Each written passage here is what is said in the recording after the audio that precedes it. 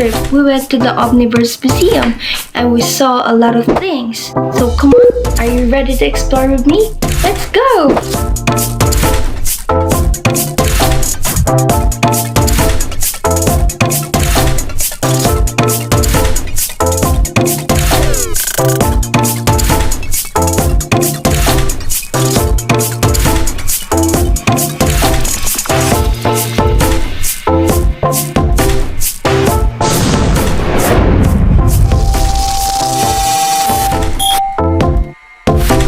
Look! When you enter the museum, you can see a lot of cartoons and you can explore already that much.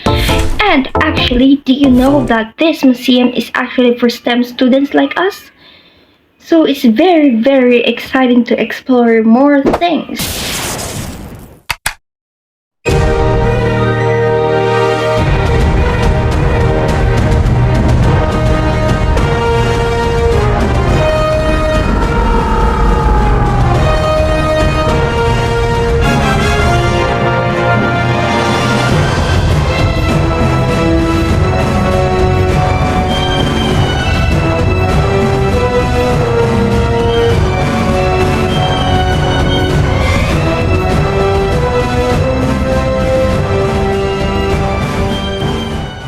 If you watch the movie Star Wars, you can already tell that the settings is about the universe, but that certain places are all fiction. Just like the planet Kepler of the Star Wars, it is similarly look like our Earth. So this is the image of the Star Wars in our Earth.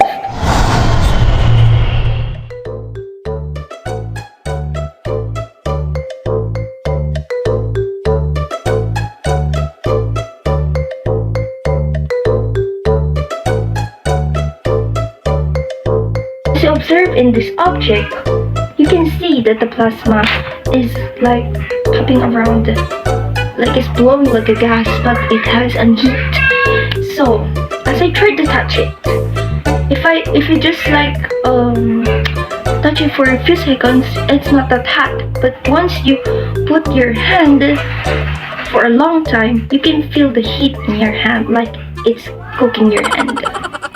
According to this museum, it is also said that there are 10 largest deserts in the world. According to Britannica, the Antarctic Desert is the largest desert in the world, followed by the Arctic and Sahara Desert in the second and third positions, respectively. First is the Antarctic Desert, located in the continent of Antarctica.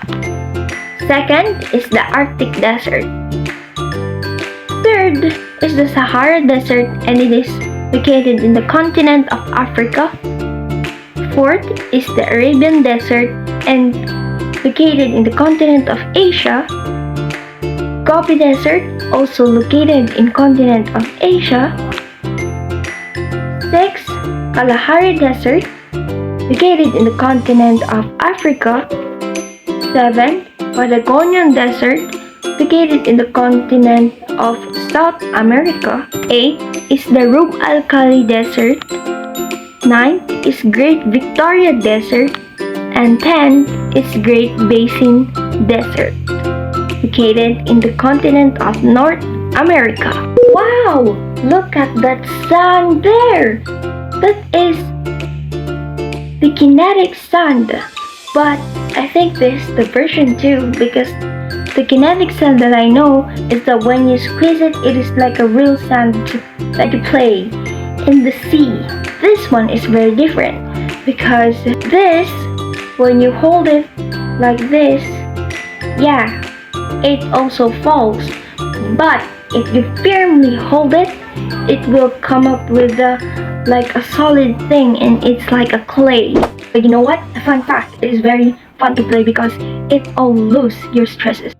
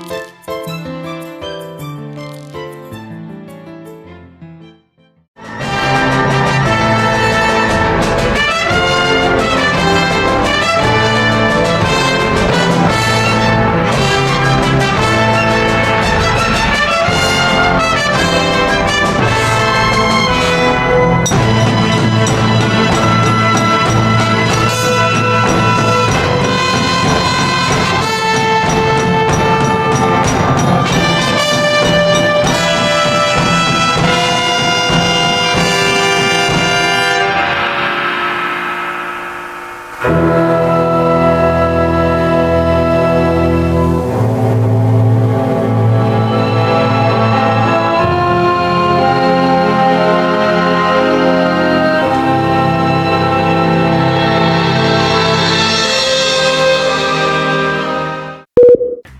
minerals are found in all soil types, but their content varies with the sedimentary rocks and their components. They consist essentially of silica and alumina or magnesia, but sometimes it contains appreciable quantities of potassium, sodium, and calcium. Clay is a fine-grained and sticky material. It is formed as a result of the chemical reaction between soil and water. When wet, clay can be molded into shapes and can be dried and baked to make bricks, potteries, and ceramics. Clay has a unique set of physical and chemical properties that make it well suited for this application. One of its key properties is plasticity, which refers to the ability of clay to be molded and shaped when it is moist and then hardened when it dries or is fired. The property makes clay an ideal material for pottery and sculpting, as well as for constructing buildings and other structures.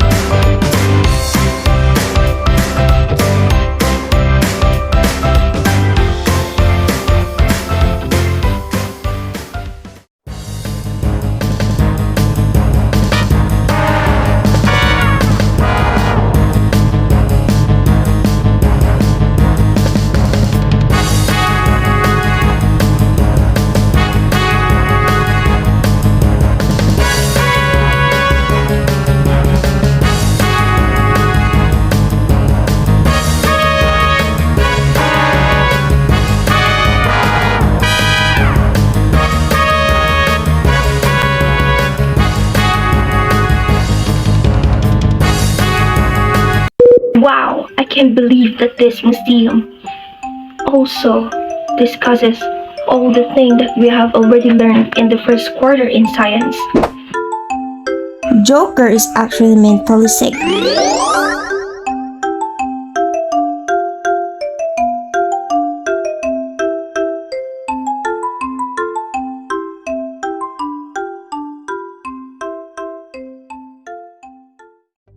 The process of making a robot involves a combination of design, engineering, programming, and testing, and requires expertise in a variety of different fields.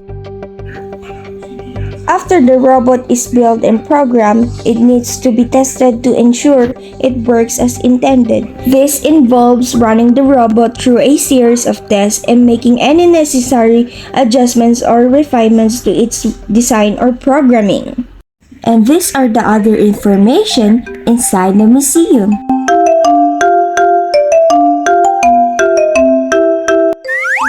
Thanks for watching!